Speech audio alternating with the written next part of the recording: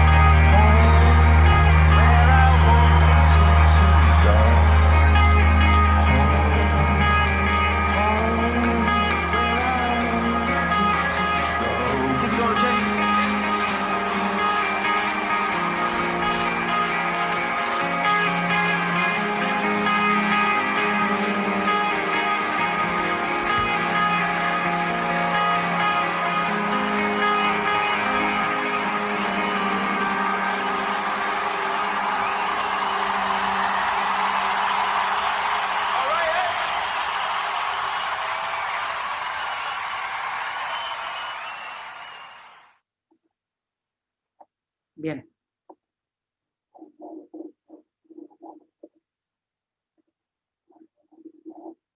Vamos a compartir el Esto es. Bien, el vídeo, aparte de tener una pieza de música contemporánea que nos ha despertado y animado en la mañana de hoy, esta dura mañana de un lunes de enero, lluvioso y frío, pues además nos sirve de recopilación de parte de lo que hemos visto. Por ejemplo, las escenas finales era el famoso discurso de la luna que pronunció Juan XXIII en la noche previa al inicio del Concilio Vaticano II. Un discurso inspirado con la luna llena, un momento especial, ¿no? Un momento mágico, dirían los periodistas, ¿no? Por un lado sirve de recopilación, por otro lado nos va a servir un poco como de proyección hacia el futuro. Decíamos que el Concilio Vaticano II es la brújula para navegar en el mar y en los océanos de este mundo nuestro durante el siglo XXI y hasta que disponga el Espíritu Santo un nuevo concilio, digamos que esa va a ser como la orientación o la guía, la brújula, ¿no? Pero a su vez esa brújula tiene como una serie de elementos de orientación, una serie de puntos cardinales. Podríamos decir que, siguiendo una orientación habitual, de que mientras la Iglesia adintra, es decir, la Iglesia puertas adentro, se ocupa la Constitución, Lumen Gentium, de puertas afuera, la Iglesia destra se ocupa la Gaudium et Spes. Perdón, tenía que haber explicado antes una pequeña aclaración. Como saben, al final resultaron 16 documentos del Vaticano II, 4 constituciones, 9 declaraciones y 3 decretos. Perdón, 9 decretos y 3 declaraciones. Entonces Hanskin ponía la imagen de como si hubiera 16 nuevas columnas en el colonnato de San Pedro. Como si todas las columnas fueran iguales. Nosotros lo que vamos a intentar durante este curso es presentar de un modo orgánico, organizado esos documentos. De tal manera que hoy, por ejemplo, empezaremos por la Gaudium et Spes, seguiremos después con la Dignitatis Humanis, o la libertad religiosa, después la Nostra Aetate o las religiones, y después seguiremos adelante con la Gaudium et Spes. Es decir, que siguiendo el hilo narrativo de estas 4 grandes constituciones, que como pueden imaginar son los 4 ejes, los 4 puntos cardinales, que nos van a servir para orientarnos como brújula, pues vamos a ir también poniendo los decretos y las declaraciones concretas, ¿no? Bien, entonces decía que en primer lugar, Ecclesia ad intra se ocupa la Lumen Gentium, Ecclesia ad extra, Iglesia, cómo puedes servir al mundo, qué quieres decir al mundo, sería la Gaudium et Spes, mientras la Lumen Gentium sería Iglesia que dices de ti misma, ¿no? Y después, como núcleos íntimos, estaría la revelación, la Dei Verbum, constitución dogmática Dei Verbum, y después la liturgia, la constitución Sacrosanctum Concilium, en cuyo núcleo, en cuyo centro, podríamos decir que está la figura de Cristo. Bien, tenemos por lo tanto que hacer 2 aclaraciones finales antes de seguir adelante, y es primero que, lógicamente, el Vaticano II no es un concilio cristológico, pero sí es un concilio cristocéntrico. Como vamos a ver, Cristo aparece como clave de interpretación de todo el concilio, como la piedra clave de todo el arco que sostienen los documentos conciliares.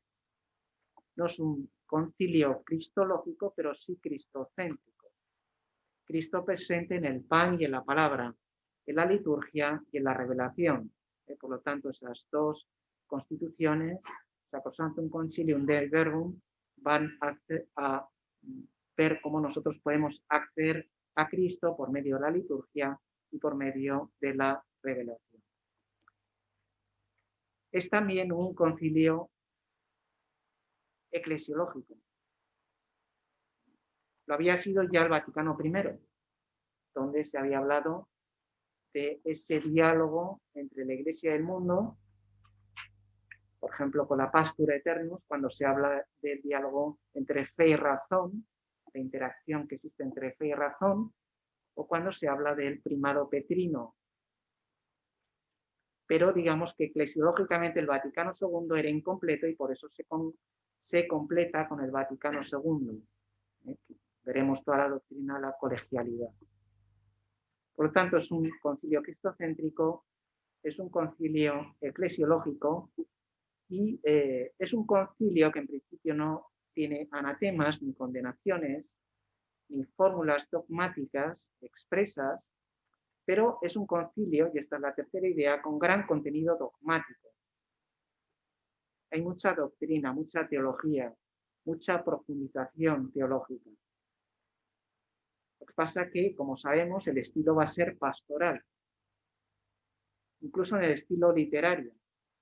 Aquí hay biblistas que saben mucho de esto, pero no es un estilo, digamos, propositivo, con cláusulas de tipo escolástico, sino que es un estilo que a lo mejor nos podría parecer ensayístico, como más cercano a la mentalidad actual, el lenguaje propio de la Biblia y de los padres, pero que tiene igualmente un contenido doctrinal. Podríamos decir que hay escritos de los padres, sobre todo los homiléticos, que no son escritos de teología dogmática en sí mismos, pero tienen una profunda teología dentro. Algo parecido va a ocurrir con los textos del Vaticano II. Y entonces vamos a ver en esos 4 puntos cardinales cómo la Ecclesia ad intra, la Iglesia que dices de ti misma, va a suponer sobre todo una koinonía, es decir, comunión, esa es la palabra que va a ser clave para entender. Después, la Ecclesia destra, es decir, Iglesia clicis al mundo, la palabra clave va a ser diaconía. ¿Qué le va a decir la Iglesia al mundo? Pues que está ahí para servirla, para traer la salvación que Cristo nos ha traído. Otra palabra, lógicamente, será liturgia, propia de la liturgia, como Cristo está presente en la celebración de los sacramentos, y después el kerygma, es decir, cómo anunciamos ese Cristo que nos va a salvar a todos. Bien, entonces, como ven, en la línea izquierda, ahí vamos a ir colgando los distintos documentos, ¿no? Nostra Aetate Dignitatis Humanae, etcétera, etcétera, etcétera. Pero iremos viéndolos uno a uno, ¿no? Al hilo de estos textos iremos intercalando los decretos y declaraciones. Bien, pasamos, por tanto, a lo que se refiere a la constitución pastoral de la Iglesia en el mundo actual. Les he pasado el PowerPoint también para liberarles de la fastidiosa labor de tener que copiar. Lo tienen ya copiado y pueden dedicarse en esta clase a disfrutar. Disfrutar, escuchar. Hombre, no se relajen demasiado, porque si no ya sabemos lo que pasa, pero por lo menos no tienen que estar copiando cuán amanuenses medievales es lo que aparece en el PowerPoint, lo cual pues me parece un poco respetuoso hacia ustedes, ¿no? Bien, entonces, ¿qué podríamos decir de la prehistoria de la Gaudium et Spes? Pues que efectivamente no había un esquema propiamente, sí que había un texto sobre doctrina social que en cierto modo se aprovechó. Pero está claro que esta idea de la Iglesia destra, de la Iglesia de puertas afuera, Iglesia de puertas abiertas, era una idea que uniformaba el pensamiento de Juan 23. Le tenemos a él como un precursor de lo que va a ser la constitución pastoral. En primer lugar, tenemos ahí algunos textos de la Humane Salutis del año 61. Se exige ahora de la Iglesia que inyecte la fuerza perenne, vital, divina del Evangelio, a la que invitaba a discernir los signos de los tiempos. Es decir, la Iglesia se tiene que poner al día. La Iglesia tiene que cumplir la misión que Cristo le ha asignado. Leamos hoy en el Evangelio de la fiesta de la conversión de San Pablo, de ir y anunciar el Evangelio a toda la creación. Han cambiado las circunstancias, los últimos siglos, XVIII, XIX, XX, entonces la Iglesia se tiene que poner al día, se tiene que actualizar. ¿Quiere decir eso? Disolverse, perder la propia identidad, transformarse en el mundo, mundanizarse, como dice el Papa Francisco. Pues evidentemente vamos a ver que la propuesta de la Gaudium et Spes no va por esa línea. Aunque en el proceso redaccional, lógicamente, interactúan distintas posturas, entre las cuales pues, unas son de un tipo y otras son de otro. Lo veremos enseguida. También les he puesto ahí ese texto de Mater et Magistra. La Iglesia no puede estar ausente de las cuestiones que se refieren a los bienes temporales ni descuidar los trabajos que los producen. Es decir, la Iglesia tiene que estar sumida en esas realidades terrenas. Seguramente sonará el libro de Gustav Hils, La teología de las realidades terrenas. Por lo tanto, la Iglesia no puede vivir en las nubes, en la estratosfera, en otro mundo. Este mundo que tenemos, este mundo cruel, podríamos pensar, es el mundo que Dios nos ha entregado para santificarlo y evangelizar. Por lo tanto, no puede renunciar a esa tarea que le es inherente. También traigo aquí este radiomensaje del 11 de septiembre del 62, es decir, un mes antes de que empezara el concilio. Y el Papa Juan hablaba ahí de la Iglesia ad intra y ad extra. La Iglesia profundizando en su propia identidad, adquiriendo conciencia de quién es ella. Y después, la Iglesia saliendo, la Iglesia en salida, para cumplir esa misión que Cristo le ha encomendado. Vamos a ver que esta alocución del Papa Juan va a ser importante en la estructura de los documentos del concilio. Bien, volvemos al primer periodo, por lo tanto, el año 62, donde aparece una intervención del cardenal Suenens, el arzobispo de Malinas, que un poco encabezaba toda esa armada que venía de la Universidad de Lovaina, con teólogos de gran prestigio, gran amigo de Pablo VI, aunque, digamos, el desarrollo, el modo en el cual él después aplicó el Concilio Vaticano II, pues va a ser, en cierto modo, un poco distinto. En ese sentido, ahí no habrá tanta sintonía entre Pablo VI y el cardenal Suenens. Y en el cardenal Suenens había propuesto esta misma idea que había dicho el Papa Juan. Ecclesia ad intra, Ecclesia ad extra. Es decir, toda esa varabunda de textos, 69 esquemas, los podemos ordenar en dos grandes grupos. Iglesia hacia adentro, Iglesia hacia afuera. Entonces ya es un primer criterio de discernimiento. Bien, esta propuesta va a ser aprobada por Giambattista Montini, que entonces era secretario de Estado, y pues lógicamente cuando va a ser nombrado Papa, esta idea va a cobrar un protagonismo grande. Fíjense que esta idea es propuesta al final del primer periodo, donde ha habido una cierta confusión, donde ha habido también una cierta reivindicación de aquellos elementos, de aquellos componentes no romanos que querían intervenir en el concilio. Claro, eso tiene un efecto positivo y es el enriquecimiento dentro del concilio de corrientes extrarromanas, periféricas, diríamos ahora, tiene un efecto negativo y es que parecía que aquello era una revuelta, una revolución, una protesta. Y entonces ese elemento polémico, digamos que no ha hecho buen servicio porque si a eso le añadimos el altavoz que ponen los medios de comunicación suelen interpretar las cosas de un modo bastante dialéctico, pues entonces nos salen como dos bandos, ¿no? O, como decía don José Morales, convertimos el concilio en una película de buenos y malos. ¿Qué pasa en el segundo concilio?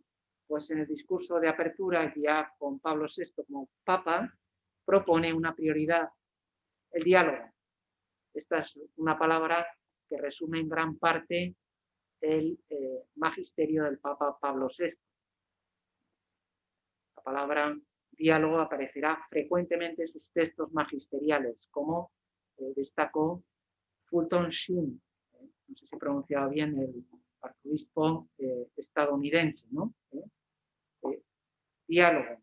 El diálogo va inseparablemente unido al anuncio. Entonces, por un lado, no solo hay que hablar, hay que saber también escuchar. No solo hay que escuchar, hay que saber también hablar. Entonces, de ese intercambio entre hablar y escuchar surge ese diálogo inseparablemente unido al anuncio. El diálogo de la Iglesia con los hombres de nuestra época. De Pablo VI, ustedes saben bien que era un francófilo declarado, amigo personal de Jean Maritain, el famoso filósofo. Por lo tanto, todas esas ideas de la democracia cristiana, de las ideas expuestas también en humanismo integral, de Jean Maritain, digamos que es un ambiente que él ha respirado, ¿no? Un hombre cultísimo, con una gran finura, con una gran sensibilidad, entonces permitirá que todas esas nuevas ideas vayan fecundando el concilio. Bien, entonces hay una reducción de esquemas que se llama Plan Defner, del cual habríamos hablado ya, que dicen, bueno, ¿qué hacemos con 69 esquemas? Los vamos a reducir en principio a 20, después a 17, y al final acabarán en 13, y de los 13 saldrán los 16 documentos del Vaticano II. Todo este baile de cifras lo que expresan es que hay mucho trabajo, mucha conversación, mucha redacción, mucha sugerencia, mucho debate, mucho diálogo. Bien, entonces se reducen a 17 y el último se titula sobre los principios y la acción de la Iglesia para el bien de la sociedad. El ambiente que estamos respirando en esos momentos es la irrupción del comunismo, también en Europa, y por lo tanto hay quien dice que la Iglesia tiene que dialogar con el comunismo, hay quien dice que hay que crear una serie de sindicatos católicos, hay quien se afilia a las juventudes obreras cristianas que tendrán una gran importancia en la Iglesia preconciliar. Podemos recordar también el libro de Catolicismo, Aspectos Sociales del Dogma, de Henri de Libac, del año 48, si no me equivoco. 58, 38, gracias. Y entonces, digamos que todo esto genera un debate enriquecedor. O sea, y por otro lado es el ambiente que se está respirando. El comunismo ahora quizá está menos presente. Bueno, habría que ver qué pasa con el populismo, ¿no? Pero en fin, al menos en teoría está menos presente bajo el título de comunismo. Pero en aquella época, digamos que el intelectual o el artista más preciado tenía que militar en el Partido Comunista. Solo tienen que ver las biografías de los intelectuales, Jean-Paul Sartre o cualquiera de los grandes gurúes de la época. En ese sentido, ese encuentro de 30 laicos en Roma, pues lógicamente están viendo, bueno, que si la Iglesia tiene que dialogar o no con el comunismo, o si tiene que ser condenado y excomulgado. Bien, en marzo de 1963, en el segundo periodo también, un grupo de peritos de ambas comisiones había redactado el esquema 17, después esquema 13, sobre la presencia y la acción de la Iglesia en el mundo actual. Es decir, una nueva redacción, una nueva versión, etc. Y en septiembre se redactó un texto alternativo en Malinas. Acuérdense que Suenens era el cardenal y arzobispo de Malinas. En este texto van a intervenir nombres tan conspicuos como Ranner, como Congar, como Ducci, en ámbito italiano, y es un texto en un principio que podríamos considerar bastante horizontal, en el sentido de desarrollo de la teoría encarnacionista, en el cual se expresaba un cierto optimismo antropológico, es decir, bueno, como Cristo ha asumido la naturaleza humana, todo el mundo es bueno, en todos los sentidos. Es decir, las dos naturalezas de Cristo lo que dicen es que este mundo es fácilmente divinizable. Claro, frente a esto se puede plantear la terrible objeción del pecado en general y más en concreto del pecado original. Y entonces ahí es donde va a surgir el debate. Este documento va a ser más de una línea teilhardiana, donde pues se habla, bueno, como todas las realidades terrenas, pues ya son en sí mismas divinas y fácilmente divinizables, ¿no? Pero que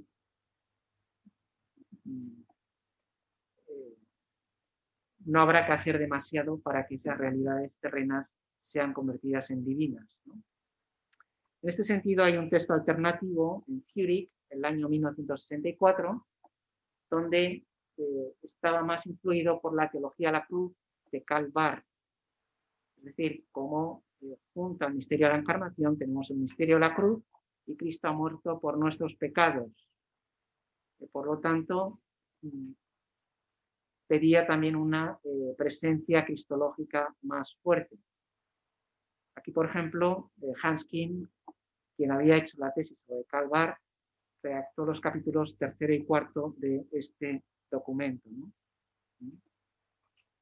Y entonces, digamos que se propone como texto el esquema 13 con una reordenación, una reelaboración a partir de esos documentos que teníamos previamente. Es decir, a partir de los textos de Malinas y Zurich. Llegamos ya al tercer periodo, es decir, al año 64, y aquí es donde Monseñor Goitigua, lo tienen ahí en la foto, de joven, una intervención del 21 de octubre, habla como para que haya verdadero diálogo, tiene que ser un diálogo en torno a la verdad. Hay que poner la verdad sobre la mesa, porque si no es un intercambio de opiniones, incluso puede ser una discusión, pero si no hay una verdad compartida por todos, o por lo menos buscada por todos, pues entonces este diálogo está abocado al fracaso. Al final, uno se queda como estaba. Sin embargo, cuando la verdad está por medio, lo cual es también un acto de servicio, un acto de humildad, un acto de caridad también. El otro día me decía una alumna, ¿no? Me decía, claro, esto de la verdad, en primer lugar, no hemos de olvidar que la verdad tiene un carácter liberador. La verdad os hará libres. Frase favorita, por cierto, de Juan Pablo II. Bueno, es de nuestro Señor en San Juan, pero cuando le preguntaron a San Juan Pablo II qué frase destacaría más del Evangelio, podía haber hablado, pues yo qué sé, de Padre Nuestro, las bienaventuranzas, que hay frases muy buenas, ¿no? Muy bonitas. Sin embargo, escogió esta frase, ¿no? Con cierto contenido filosófico. La verdad os hará libres. Y a veces nosotros olvidamos esa capacidad liberadora de la verdad. Sí, dígame.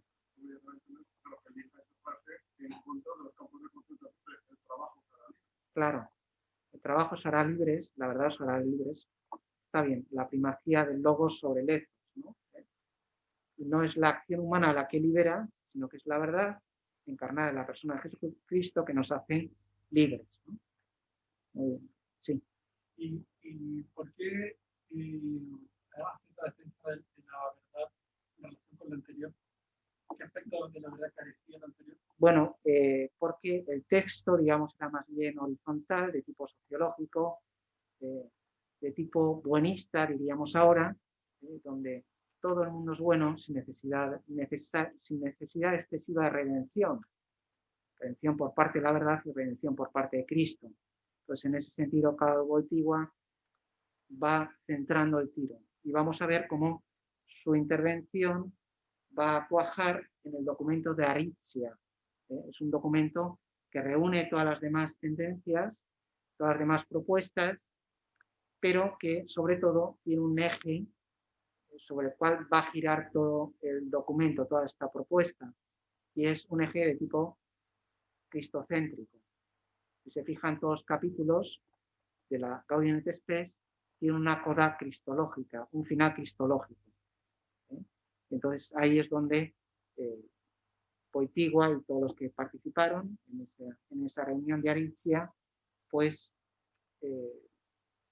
van cogiendo de los distintos documentos. Había también un texto de París de tipo más verticalista, ¿no? Y entonces ahí hacen una labor magistral de composición de los distintos textos y va a salir lo que más adelante va a ser la Gaudium et Spes, ¿no? Bien, entonces en el cuarto periodo vemos que hay una discusión sobre el texto alternativo.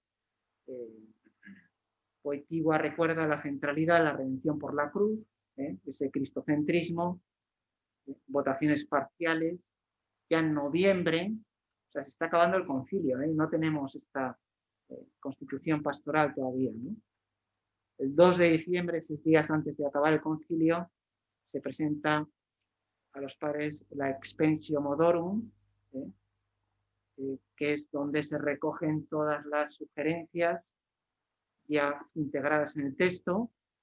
Se vota con el resultado de 2.111, 251 en contra y Juxta Modum, es decir, con algunas sugerencias, ¿no? Placet Juxta Modum, 11. Y luego ya tenemos la aprobación solemne en la novena sesión pública con ese resultado, ¿no? Solo 75 votos en contra frente a 2.309 a favor. Bueno, el profesor no va a ser tan sádico de preguntar estas cifras, lógicamente, ¿no? Porque ni siquiera el profesor se las sabe, o sea, pero, sí. Y entre los redactores de los otros documentos que, digamos, murieron en el camino, ¿alguno de ellos estuvo entre los que votó en contra de la final? Bueno, los redactores eran más bien peritos. Había también un alemán que era el secretario Hauptmann. En principio, no sé qué pensarían, pero al final del concilio todo el mundo estaba contento con los documentos. Incluso Marcel Lefebvre, firmó los documentos. Luego ya vio que había cosas con las cuales no estaba de acuerdo, ¿no? En principio, salvo los votos en contra, lógicamente, pero los votos en contra también firmaban los documentos, ¿no? O sea, en su totalidad. Bien, entonces, sobre el contenido, ¿qué podemos decir? Después de esta breve introducción histórica, podemos decir que hay dos partes, una teórica y una práctica. Al principio se presentó una parte práctica, bueno, pues con muchas sugerencias sobre política, sociedad, economía. ¿Qué dice la Iglesia? Pues sobre la economía. Pues, échale un galgo, ¿no? Puede decir muchísimas cosas. Y parecía que está sobre la paz, sobre la injusticia, el hambre, los pobres en el mundo. Entonces, parecía que esto iba a ser la parte mollar, la parte más importante del concilio. Pero, sin embargo, los padres conciliares dijeron, bueno, vamos a poner primero una parte teórica donde se presenten los principios generales, tanto antropológicos como de teología social, para poder sustentar estas propuestas que nosotros hacemos al mundo. Como pueden imaginar, la segunda parte, más práctica, rápidamente quedó trasnochada, es decir, quedó antigua y poco actualizada. Por lo tanto, la parte más importante hoy por hoy de la Gaudium et Spes era la que simplemente era una introducción a la parte importante, pero al final la introducción ha sido más importante que la parte práctica. No sé si me he explicado bien, ¿se entiende lo que quiero decir? Sí. Bien, entonces tenemos un primer proemio donde se habla de la solidaridad con los problemas y las preocupaciones de este mundo. ¿Hay alguien que quiera comentar este texto? ¿Hay algún voluntario? ¿Todavía no? Bien. Pues, sí, muy bien. Pero no estoy apuntado. Bien, pues. Lo hago espontáneamente. Sí, sube aquí. Entonces, voy leyendo mientras sube usted. Los gozos y las esperanzas, las tristezas y las angustias de los hombres de nuestro tiempo, sobre todo de los pobres y de cuantos sufren, son a la vez gozos y esperanzas, tristezas y angustias de los discípulos de Cristo. Por favor. Bueno, quería comentar que el criterio de solidaridad es muy importante porque desde el punto de vista de la fe, Dios se encarna, ¿verdad? Se hace hombre, se hace solidario con el género humano, entonces la Iglesia no puede estar ajena al criterio de solidaridad. También para Juan Pablo II es importante, ¿no? Porque él funda o patrocina este movimiento en polaco, no sé cómo se dice, solidaridad, solidarnos, ¿no? Algo así, ¿no? Bueno, la solidaridad es importante, por eso creo que la Iglesia no tiene que ser ajena a las dificultades que el hombre de hoy tiene, porque en Jesús Dios se ha hecho hombre. ¿Apellido? Garrido. Garrido, gracias. Muchas gracias. Bien. Entonces, a lo mejor ha leído usted en el manual un comentario que hace Libac a este texto. Sí, lo leí recientemente. Sí. Dios es solidario. No, se refiere a la introducción, gozos y esperanzas, tristezas y angustias. Él dice que en un principio el texto era no Gaudium et Spes, sino Gaudium et Tristitia et Angor. O sea, Gaudium, Spes et Angor. Gaudium et Tristitia, Spes et Angor. Es decir, había una estructura en quiasmo, ¿no? Con una antítesis. Los gozos y las tristezas, las esperanzas y las angustias. Entonces, por aquello de titular el documento, dijeron, bueno, si ponemos los gozos y las tristezas, esto es muy triste, ¿no? Y entonces vamos a poner gozos y esperanzas. Lo cual, en cierto modo, traicionó el contenido del texto, porque parecía que era un texto puramente buonista. Happy, ¿no? Donde iba a hablar de cosas bonitas, de cosas, y sin embargo, quiere expresar ese dramatismo de la condición humana, donde hay bien y mal, lo positivo y lo negativo. Entonces, la solidaridad, como comentaba usted, con los pobres y los que sufren, son a la vez los gozos y esperanzas y angustias, de nuevo, de los discípulos de Cristo. O sea, nada humano me es ajeno. Así como Cristo vino a curar a los pobres y desvalidos, pues lógicamente también el cristiano debe continuar esa acción de Cristo. Bien, ¿hay alguien que se anima con este segundo texto? Muy bien, pues si puede ir viniendo por aquí. El Concilio Vaticano II, tras haber profundizado en el misterio de la Iglesia, se dirige ahora no solo a los hijos de la Iglesia católica y a cuantos invocan a Cristo, sino a todos los hombres con el deseo de anunciar a todos cómo entiende la Iglesia y la acción de la Iglesia en el mundo actual. ¿Su apellido, por favor? Gonzalo. Gonzalo. Está saliendo la Gracias.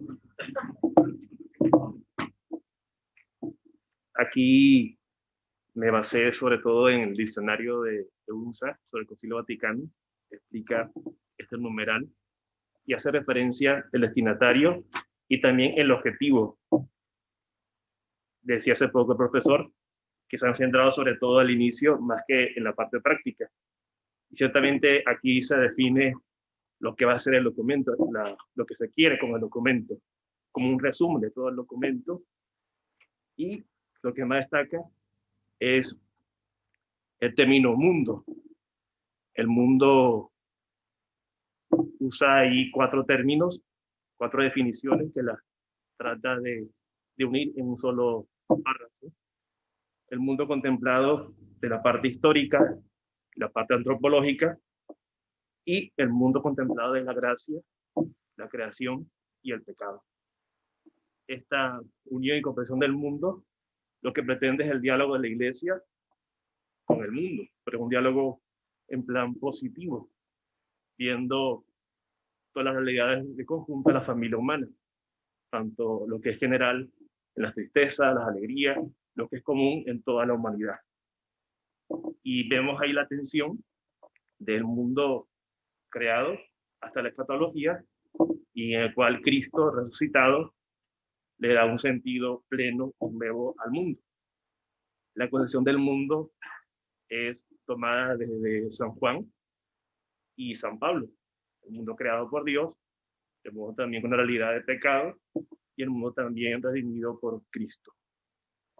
Este último apartado ya final fue un proceso de redacción. El primer borrador que se presentó,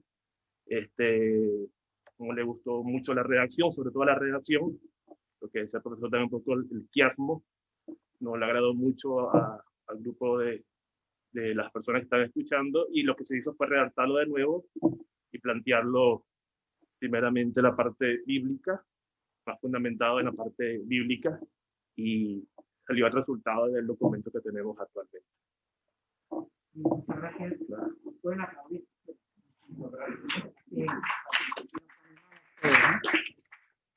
Bien, entonces, efectivamente, aquí se habla de esa universalidad salvífica a todos los hombres, como esa misión de la Iglesia dirigida a todos y a todas, con el deseo de anunciar a todos cómo se entiende la presencia y la acción de la Iglesia en el mundo actual, cómo nos podemos hacer entender. Con esa mención, usted ha hablado del mundo, aunque no lo veo en el texto, pero en fin, está más adelante, ¿no? Sí. Entonces ahí el mundo en un sentido juánico, donde aparece también la inquietante realidad del pecado, mientras el sentido paulino de mundo es siempre más positivo, más optimista. Entonces, en la combinación de esos dos significados de mundo, como nos explican los biblistas, está también la clave de este documento. Bien, el objeto de esa primera parte que vamos a abordar ahora va a ser la persona. ¿Hay alguien que quiera comentar este texto? Pues si queréis. Es la persona del hombre la que hay que salvar, es la sociedad humana la que hay que renovar. Es por consiguiente el hombre, pero el hombre todo entero, cuerpo y alma, corazón y conciencia, inteligencia y voluntad, quien será el objeto central de las explicaciones que van a seguir.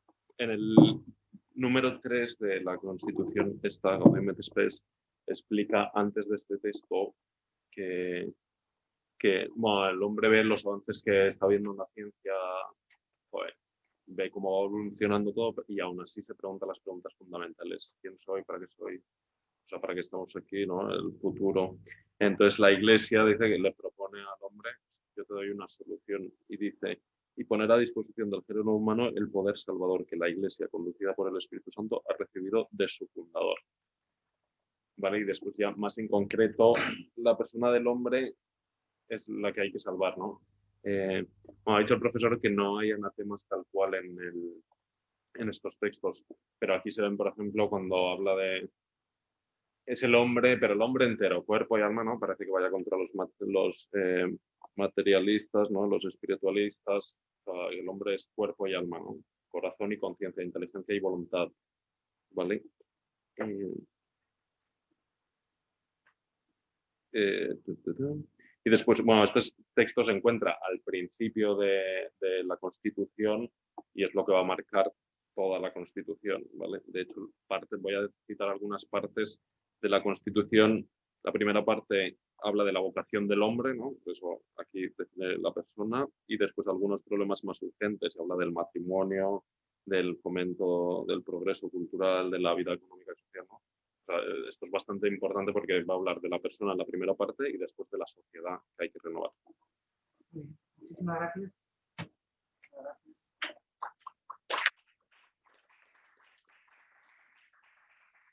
Bien, entonces, efectivamente, en este texto se habla de la unitotalidad de la persona humana, es decir, no hay ningún dualismo antropológico, hay el sentido integrador, que tiene el sentido bíblico de la palabra corazón, donde el corazón tiene también una dimensión intelectual, el corazón piensa, no solo siente, y donde hay esa doble realidad de cuerpo y alma, negando todo espiritualismo, y donde la condición material va a ser altamente considerada en virtud de la doctrina de la encarnación.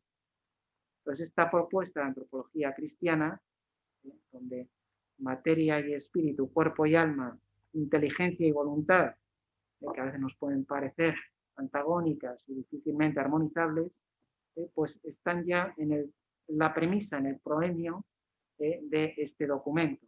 Entonces, aquí hay una propuesta antropológica, es decir, de antropología teológica neta y clara en este sentido. Muy bien, entonces, la condición del hombre en el mundo de hoy, y entonces, en primer lugar, plantean los hechos negativos. No podemos olvidar todo ese contexto crítico, polémico, crispado, Guerra Fría, crisis de los misiles, presencia del comunismo, los Estados Unidos, también con ciertas pretensiones imperialistas, etcétera, etcétera, colonialismo, descolonización, hambre, guerras. Ese es un poco el escenario en el cual este documento surge, ¿no? Y que explica también el magisterio del Papa Juan XXIII. Esperanza y temor. ¿Hay algún voluntario para este texto? ¿Tenemos alguno? Bien. Afectados por tan compleja situación, muchos de nuestros contemporáneos difícilmente llegan a conocer los valores permanentes y a compaginarlos con exactitud al mismo tiempo con los nuevos descubrimientos. Es decir, tenemos esa tensión entre los problemas y las grandes esperanzas, los grandes descubrimientos, también científicos, que dan un horizonte abierto a la humanidad, pero por otro lado, una presencia inquietante que no podemos obviar, ¿no? La inquietud los atormenta y se preguntan entre angustias y esperanzas sobre la actual evolución del mundo. El curso de la historia presente es un desafío al hombre que le obliga a responder. Es decir, ante esa pregunta, todo hombre de buena voluntad, toda mujer de buena voluntad, tienen que decir algo, tienen que responder algo. Y todo cristiano, además, por la vocación recibida, por el mismo Cristo, tiene una obligación todavía más urgente. Por lo tanto, tenemos ese ambiente un poco, podríamos decir, antagónico, un poco contradictorio. Podríamos pensar que por un lado tenemos un progreso técnico y económico, pero también con grandes desequilibrios propios del mundo actual. Gaudium et spes, tristitia et angst.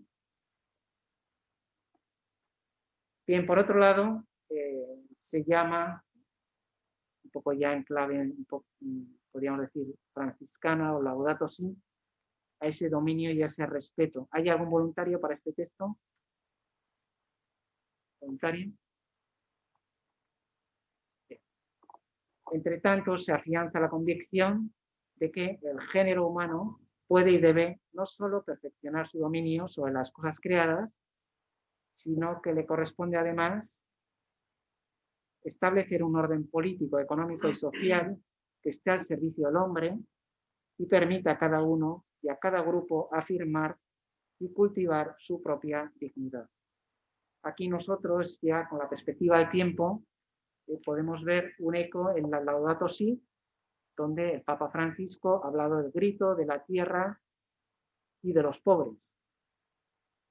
Vemos por un lado cómo la Iglesia tiene que responder a las necesidades de este mundo y por lo tanto el cristiano o el ser humano en general tiene que vivir en armonía con ese mundo, con esa realidad creada, con esa naturaleza, con esa actitud de servidumbre, stewardship, ahí hablan algunos autores protestantes americanos, ¿no?, de ministerialidad, de servicio a la creación. Por lo tanto, esa interacción entre el mundo y la naturaleza, digamos que es también un precepto realizado o recibido desde el momento de la creación. Someted la tierra, ahí los biblistas hablan sobre este versículo y sobre la traducción que debe darse, como ese someter no es explotación en el mal sentido de la palabra, sino en el sentido de servir a la tierra para que la tierra dé su fruto y dé también gloria a Dios, ¿no? Y por otro lado el grito de los pobres, las injusticias, las faltas de distribución de las riquezas, el hambre, etcétera, pues lógicamente interpela la conciencia de los cristianos. Desigualdades que llevan a justas reivindicaciones. ¿Algún voluntario para este texto? Voy leyéndolo. Los pueblos hambrientos interpelan a los pueblos opulentos. La mujer, allí donde todavía no lo ha logrado, reclama la igualdad de derecho y de hecho con el hombre. Los trabajadores y los agricultores no solo quieren ganarse lo necesario para la vida, sino que quieren también desarrollar por medio del trabajo sus dotes personales y participar activamente en la ordenación de la vida económica, social, política y cultural. Bien, yo creo que aquí se tocan puntos importantes acerca de lo que después será la doctrina social de la Iglesia, especialmente con los derechos de los más, sobre todo los más pobres, ¿no? Tengamos en cuenta que en ese tiempo todavía quizás no estaba tan considerado, aunque ya había doctrina, la cuestión de los pobres y la doctrina social de la Iglesia. Después se verá aplicado este número, pienso yo, en los dos grandes documentos de Juan Pablo II sobre los trabajadores, labor en exergo, que habla sobre todo de que el trabajo no es solamente para ganarse el pan o el salario, sino para que también el trabajo dignifica al hombre, ¿no? Y un sentido objetivo y subjetivo de ese trabajo. Y también en la encíclica, si no recuerdo mal, de Juan Pablo II sobre la dignidad de la mujer, ¿no? Creo que será como una aplicación del Papa a este número sobre las desigualdades que en ese momento todo el mundo, especialmente en las zonas más pobres, seguían dando, ¿no? Creo que este texto también sigue siendo ahora tan actual, ¿no? Porque sigue habiendo desigualdades, sigue habiendo desequilibrios y injusticias, sobre todo en los lugares más desfavorecidos. Muy bien, muchas gracias. Bien, gracias. Ha hecho usted una opción interpretativa muy interesante, así como antes yo he leído el número 9.1, el numeral 9.1, a la luz de la Laudato Si, usted lo ha leído a través de la Mulieris Dignitatem y de la Laborens Exercens de Juan Pablo II. Es decir, leer los textos del concilio con el marco interpretativo de los textos postconciliares, que a veces son concreciones o explicitaciones de lo que está implícito en los textos del concilio. Y ahí también se podría haber comentado algo sobre la dimensión objetiva y subjetiva del trabajo. Como por un lado el trabajo cambia el mundo, mejora el mundo, pero también nos cambia a nosotros y nos mejora a nosotros. Pues digamos que, por ejemplo, el desempleo y el paro es un gran drama para las personas porque, en primer lugar, es la ruina antropológica para esas personas, ¿no? Entonces, las personas necesitan trabajar para realizarse como personas y mejorar como personas.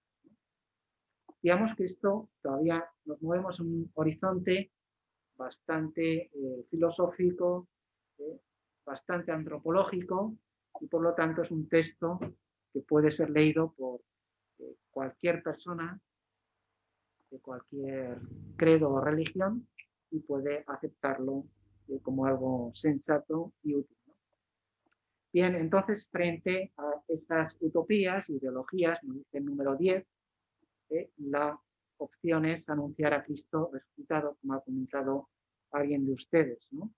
Como Cristo resucitado, anunciarlo, como hizo San Pablo en el Areópago de Atenas, aunque no le creyeron mucho, que escucharemos en otra ocasión, pues es una propuesta sensata, una propuesta creíble en el sentido que uno puede recibir la fe y puede creer como realmente Cristo es la solución a todos estos problemas. Ahí pueden ver el libro de don Juan Lorda de Antropología, donde explica también esta parte, ¿no? Como hemos visto, hasta ahora hemos hablado de la persona.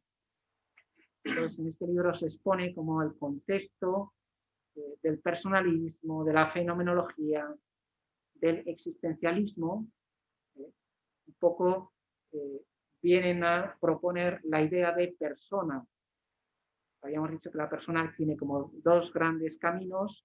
Uno será de origen kantiano. El subjetivismo kantiano lleva a decir que la persona es aquel que no puede ser utilizado, aquel que debe ser considerado como un fin en sí mismo. Y por otro lado, por la línea, digamos, cristiana, y más en concreto a partir de la antropología de Santo Tomás, propone la persona como una realidad interactiva, diríamos ahora, no como una mónada o un ser aislado, sino como un ser relacional. Entonces, en este sentido, estas propuestas van a ser también desarrolladas en la Constitución Pastoral Gaudium et Spes, ¿no? El hombre, imagen de Dios. Claro, al ser imagen de Dios, un espejo en el cual Dios se mira,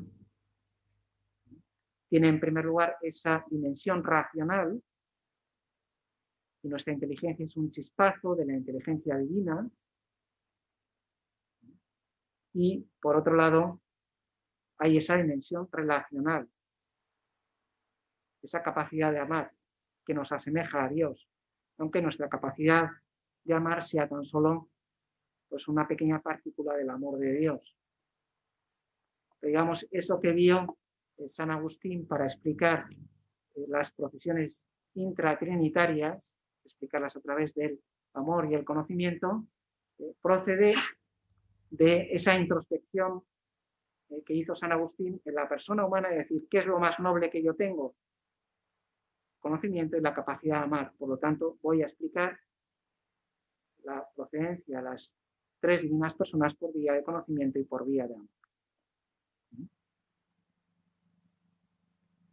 Contra esto se levanta el pecado como rotura de la imagen de Dios. Ese espejo en el cual Dios se mira, que somos cada uno de nosotros, lo podemos romper con el pecado. Y con el pecado esa imagen aparece rota, aparece desfigurada, desconfigurada. Por otro lado, se vuelve a hablar de la unitotalidad del ser humano en el número 14.1, es decir, como cuerpo y alma, inteligencia y voluntad deben ser armonizados en el interior del hombre. Es verdad que hay tensiones dentro de nosotros, a veces somos más intelectualistas, otras veces somos más emocionales. Yo tenía un amigo que decía en broma, decía, el hombre es un ser a veces racional, como diciendo, bueno, que a veces conseguimos ser racionales, ¿no? Entonces, sin embargo, esa unitotalidad entre actividad, receptividad, inteligencia, voluntad, dimensión corporal, dimensión espiritual. Digamos que es una tarea para todo ser humano y por lo tanto el proyecto cristiano no puede eludir este principio antropológico. Bien, por otro lado, es interesante ver, yo esto lo leo a través de Benedicto XVI, y lo que él dice sobre la crítica a la razón instrumental. Pues se acordarán que él hablaba de la razón ampliada, sobre todo en el discurso de Ratisbona. Es decir, como la razón no es puramente calculadora, no simplemente sirve para medir los fenómenos o cuantificarlos. La razón sirve también para conocer realidades tan poco cuantificables como el amor o la libertad o el mismo Dios. También conocemos a Dios a través de la razón. Para esto hace falta un concepto, digamos, amplio de la razón, no estrecho. O sea, la razón moderna se ha centrado simplemente en lo puramente cuantificable, pero digamos que esa razón puede ser ampliada por lo que conocemos a través de la ética o de la estética. También tiene una dimensión cognoscitiva, el arte, por ejemplo, ¿no? O la misma religión. La misma religión también tiene una capacidad de conocimiento que puede enriquecer esa razón puramente humana. Bueno, pues este tema que hemos leído un poco, digamos, en clave benedictina, aparece también enunciado en el número 15 de la Gaudium et Spes. Después la dignidad, la conciencia moral. Es decir, no solo conocemos verdades abstractas, sino verdades concretas, existenciales, vitales. Podemos descubrir el bien y el mal, no en general, sino en mi propio acto. Y como esa conciencia moral es un santuario donde habita Dios y donde puede descubrir esa ley que no solo está escrita en tablas de piedra, como dirá San Pablo, sino también esa ley que está escrita en nuestros corazones. Y por lo tanto, esa conciencia moral es, digamos, como un GPS o una brújula que nos ayuda a orientarnos en el mundo de la existencia humana. Todo esto lo tiene en el número 16. También nos habla de la libertad, donde se consuma esa imagen de Dios. Es decir, no solo es naturaleza el ser humano, sino que es un ser en libertad. Por lo tanto, esa libertad sirve para configurar la propia naturaleza, también para mejorarla, para perfeccionarla. El hombre es ser, tiene un ser recibido, pero ese ser tiene metido dentro ese carácter de decisión. Es un ser en libertad. Los filósofos suelen hablar de que el ser humano, la persona humana, es como un árbol, ¿no? Tiene las raíces profundamente arraigadas en la naturaleza y en el ser de las cosas. Tenemos una naturaleza propia, un propio código, no solo genético, sino también natural. Pero además ese árbol tiene las ramas abiertas a los 4 vientos. Y por lo tanto, esa dimensión de la libertad es constitutiva del ser humano. También nos va a hablar del misterio de la muerte. El máximo enigma de la vida es la muerte, ¿no? La muerte es cosa fuerte. En esta explosión que ha habido en esta parroquia de Madrid, no sé si se han enterado de esta noticia, ¿no? Bueno, pues han hecho consideraciones sobre la vida y la muerte que han constituido, digamos, un testimonio cristiano, ¿no? Entonces, la respuesta cristiana al misterio de la muerte también debe ser propuesta, ¿no? El drama del ateísmo, ¿no? El drama del humanismo ateo, ¿no? De Libac, de nuevo. Es un poco también el ambiente cultural del momento. muchos intelectuales y artistas y políticos se confesaban oficialmente ateos, había regímenes ateos y por lo tanto la Iglesia debía afrontar la cuestión del ateísmo y la increencia, como se decía entonces, ¿no?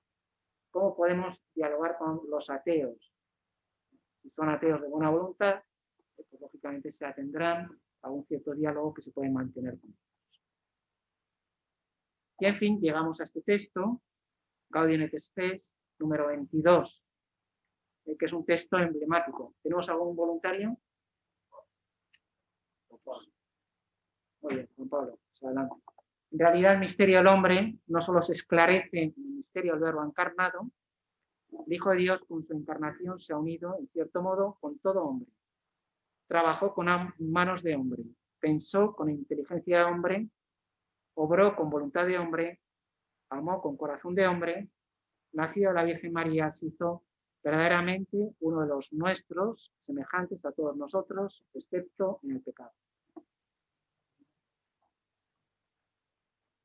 Este número 22 de la Gaudium et Spes pues manifiesta una cristología muy profunda, donde se resuelve todo ese misterio del ser humano en el mayor y más grande misterio, que es el misterio del Verbo encarnado.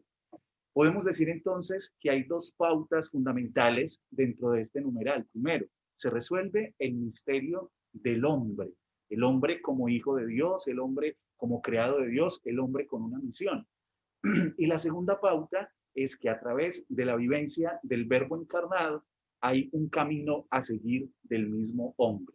Entonces ahí en ese numeral que fue utilizado muchas veces por San Juan Pablo II en muchos escritos, a través de su antropología, manifiesta que Cristo, hombre, es el camino pues que ilumina la vida humana para recorrer así en plenitud su existencia. Entonces yo creo que pues es un texto y es un numeral muy profundo, de mucha cristología y que manifiesta en sí pues las pautas que el hombre actual debería seguir.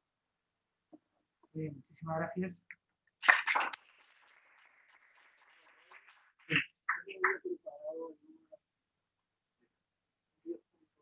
¿Y por qué no ha salido? ¿O no me he enterado? No pasó directamente a... No se detuvo a leer. ¿Cuál es? El 10. Y está en la anterior diapositiva. Aparece, sí, en la anterior diapositiva. Bien, si quiere comentarnos algo. ¿Le parece? ¿Cuál es? Ah, bueno, pero es que no aparece aquí, ¿no?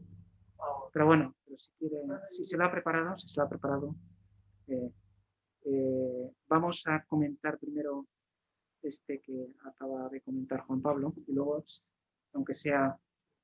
Bien, entonces, efectivamente, este texto corresponde a una coda de las codas cristológicas que aparecen y entonces es una expresión de la teología encarnacionista, es decir, donde la encarnación es la clave de interpretación de la condición humana. O sea, digamos, no solo somos cuerpo y alma, inteligencia, voluntad, actividad y receptividad sin más, sino que nuestra naturaleza ha sido sujeto de la encarnación del Verbo de Dios. Y por lo tanto, digamos, la perspectiva, el panorama cambia totalmente. Trabajó con manos de hombres, pensó con inteligencia de hombre, obró con voluntad de hombre, amó con corazón de hombre. Eso quiere decir que nuestra inteligencia, nuestra voluntad, nuestro corazón adquiere una dimensión distinta, incluso nuestras manos. El momento en el cual Jesús asume también un oficio humano, entonces vamos a ser nosotros capaces de darle un sentido divino a esa actividad humana, o dicho de forma más conocida, de santificar el trabajo. Entonces, como decíamos, este texto, Gaudium et Spes 22, texto emblemático, corresponde a uno de los finales del capítulo en el cual se menciona a Cristo de una forma explícita. Bien, entonces usted quería comentar el 10. Bien. ¿Usted, Carlos, también tenía? 15 que yo había apuntado, 15.3. Vale. Entonces, en el punto 10 de Gaudium et Spes se señala los interrogantes más profundos del hombre. Dice, ante la actual evolución son cada día más numerosos los que se plantean o los que acometen con nueva penetración las cuestiones más fundamentales. ¿Qué es el hombre? ¿Cuál es el sentido del dolor y del mal, de la muerte, que a pesar de tantos progresos hechos subsisten todavía?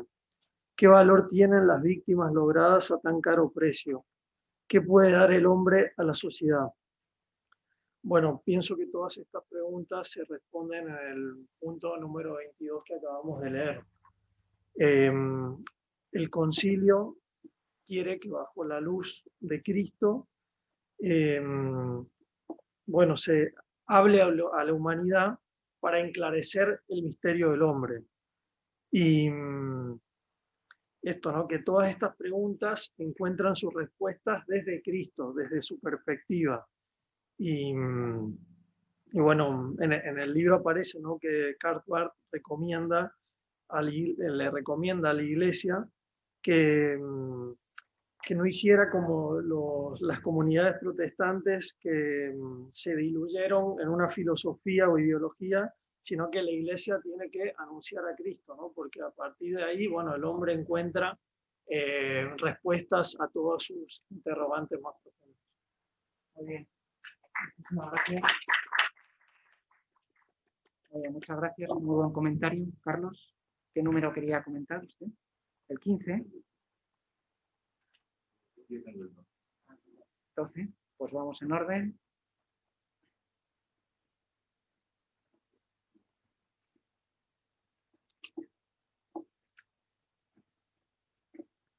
Casper afirma que este punto de Gaudium et Spes resume el núcleo fundamental en el que se basan todas las instancias del concilio. ¿Puede leer el texto? Sí. Más complacente también. La Biblia nos enseña que el hombre ha sido creado a imagen de Dios, con capacidad para conocer y amar a su Creador, y que por Dios ha sido constituido Señor de la entera creación visible, para gobernarla y usarla glorificando a Dios. ¿Qué es el hombre para que tú te acuerdes de él?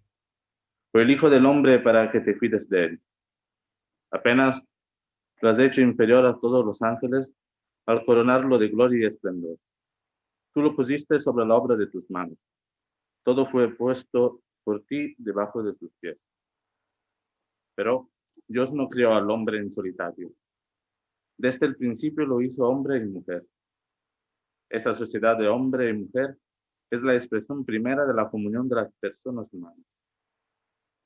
El hombre es, en efecto, por su íntima naturaleza, un ser social, y no puede vivir ni desplegar sus cualidades sin relacionarse con los demás.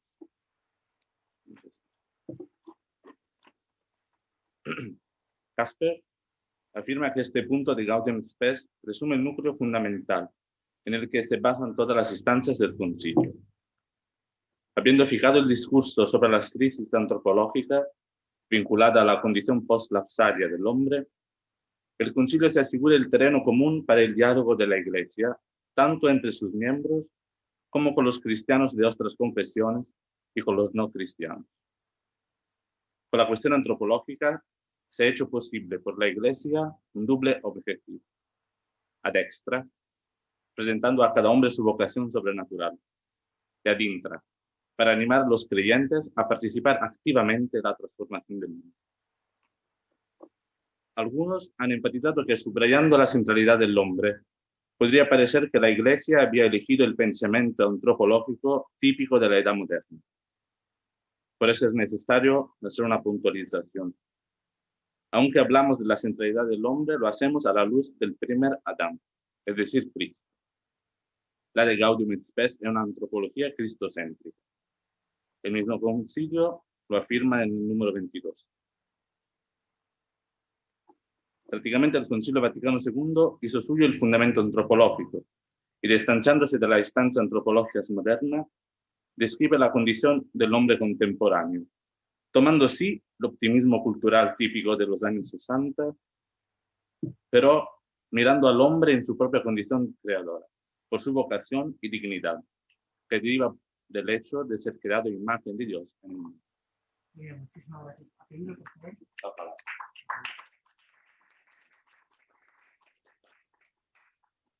Bien. Entonces, muchas gracias, muy buen comentario.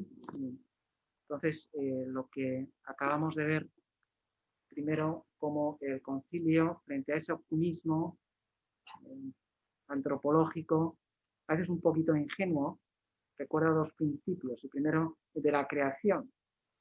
En principio, Dios creó el cielo y la tierra, y después crea a Adán, crea a Eva, por lo tanto, crea una naturaleza propia. Digamos que hay un logos interior a esas personas, o a la naturaleza humana, que debe ser conocido y debe ser seguido, ¿no? Entonces, este principio lo recuerda. Y después, no solo eso, sino que tras la caída al pecado, pues la exista, como decía usted, tenemos la realidad de la redención. Entonces, junto a la creación, debemos recordar el principio de la encarnación. A veces algunos autores hablaban de la encarnación olvidándose de la creación, y otros hablan de la creación olvidándose de la encarnación. La Iglesia propone en secuencia creación, encarnación y misterio pascual, todo unido, y eso explica en gran parte el misterio del hombre tal como se expresa en Gaudium et Spes número 1. Muchas gracias. Carlos.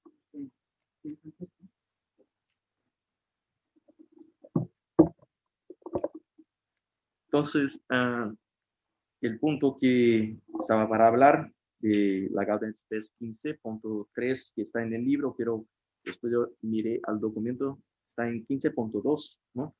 Que es el texto: finalmente, la naturaleza intelectual de la persona humana se perfecciona y debe perfeccionarse por medio de la sabiduría, la cual atrae con suavidad la mente del hombre a la búsqueda y al amor de la verdad y del bien. Imbuido por ella, el hombre se alza por medio de lo visible hacia lo invisible. Bueno, en este texto, cuando leía, veía claramente lo que estábamos hablando miércoles y jueves, yo y Pablo, sobre el texto de solo el amor es digno de fe, de Baltasar. Entonces, como él también había dicho que Baltasar, mientras no tenía sido un participante presencial en el concilio, sus ideas estaban muy presentes. En este texto, nosotros conseguimos mirar esta importancia de la perspectiva antropológica que gana el Concilio Vaticano II para justamente responder a las cuestiones del hombre del mundo actual. Entonces, este contexto que se desarrolla las ciencias positivistas, el racionalismo, el antropocentrismo, el hombre como centro de la creación y el cumbre de esta creación, esta perspectiva antropológica que es gana su relieve en el racionalismo, en el pensamiento, en la razón, en la intelectualidad del hombre. Entonces, esta exaltación de la inteligencia humana solo gana sentido si se busca juntamente el amor y la verdad.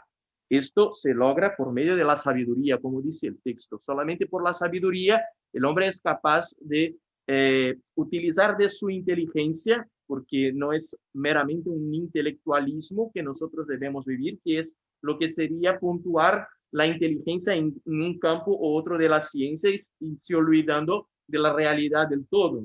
En cuanto a la verdad, la sabiduría es exactamente esto, la intelectualidad del hombre que se pone a servicio de toda la realidad de la sociedad y de todos los campos que componen su existencia.